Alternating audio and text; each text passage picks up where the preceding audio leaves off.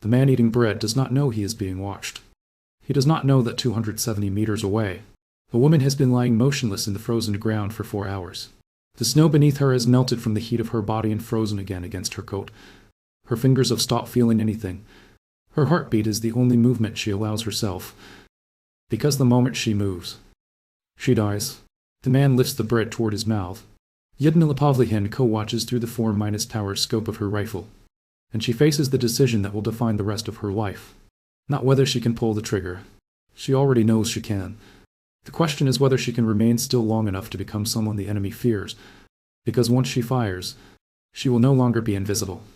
She will become a target. And somewhere in the ruined streets of Odessa, the world is about to discover a name it does not believe is real. Lyudmila Pavlyuchenko was never supposed to be here.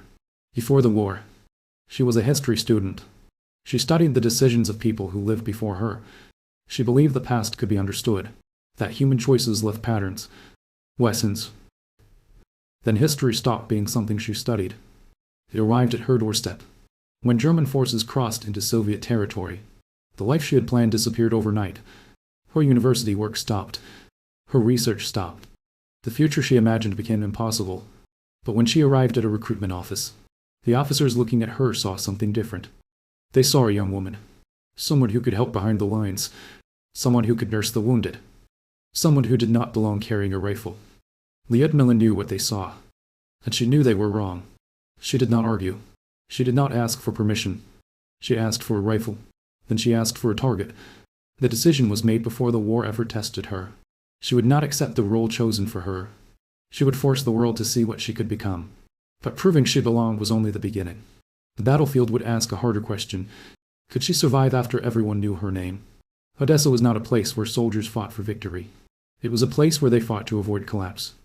The city was surrounded. Every road closed. Every escape shrinking. For the soldiers defending it, survival depended on holding a position that was becoming impossible to hold. For Lyudmila, survival depended on something else. Control. The battlefield rewarded aggression. But a sniper who moved too quickly became a dead sniper. Every shot created a new problem. Every bullet revealed a location. Every enemy watching the battlefield was searching for the same mistake. Impatience. Lyudmila discovered that her greatest weapon was not the rifle. It was the ability to wait. While others looked for opportunities, she looked for certainty. She did not fire because a target appeared. She waited until the target had no idea he was one. A soldier walking across open ground. An officer standing too long in one position. A commander believing the battlefield was still predictable. Each decision required the same choice. Heck no. Or wait. And waiting meant accepting the possibility that nothing would happen. That she had spent hours exposed for nothing. That fear would have to exist without controlling her. She chose patience. And patience changed everything. By the time Soviet forces withdrew from Odessa, Lyudmila Pavlyuchenko had become something the enemy had not expected. Not a soldier who survived. A soldier who hunted. But success created a new danger. The enemy stopped searching for any sniper. They started searching for her. A sniper is dangerous because he hides. A famous sniper is dangerous because everyone knows what they are looking for. The Germans sent specialists after her. Men trained to find people like her. Now the battlefield became a contest between two minds. To people waiting. To people trying to predict the other. The first mistake would be the last. Lyudmila understood that skill alone would not save her. The enemy was studying her.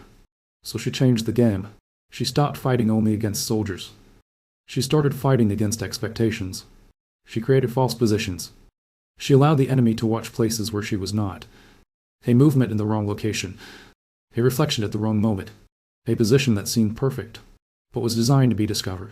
While enemy snipers watched the trap. She watched them. The hunter became the hunted. And the hunted became the person deciding who survived. The decision was no longer simply to shoot. It was to think longer than the person trying to kill her. That decision made her nearly impossible to defeat. But it also created a new burden.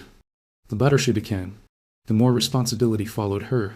By the time Lyudmila reached Sevastopol, the war around her had become almost impossible to comprehend. The city was being destroyed piece by piece. The ground itself became dangerous. Every position could disappear under artillery fire. Every moment could be the last. And still she waited. Hours. Sometimes longer.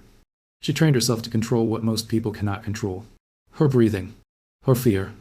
her instinct to move. The outside world saw a person without fear. That fear was always there. She simply refused to let it make decisions for her. That difference kept her alive. It also kept her returning after wounds that should have ended her time on the front line. Shrapnel. Artillery. Injuries that reminded her body of something her mind refused to accept. She was human. She could break. Each time she had the same choice. Leave. Or return. And each time she returned. Not because she believed she was invincible. Because she believed someone had to continue. By 1942, her confirmed kills had reached 309. The number made her famous.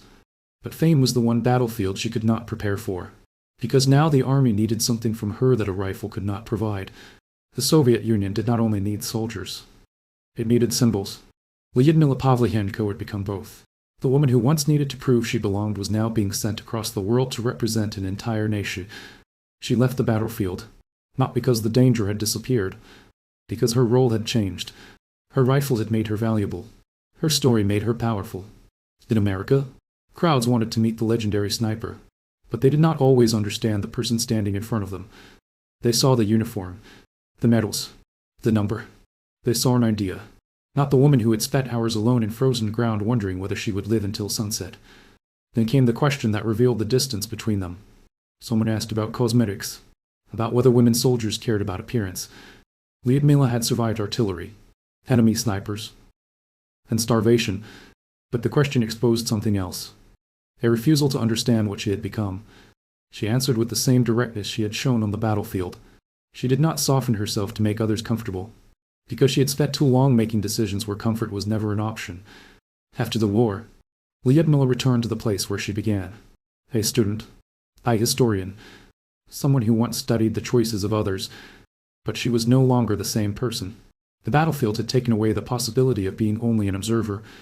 She had learned that history was not moved only by generals, not only by armies, not only by battles. It was moved by individuals making decisions when every option carried a cost.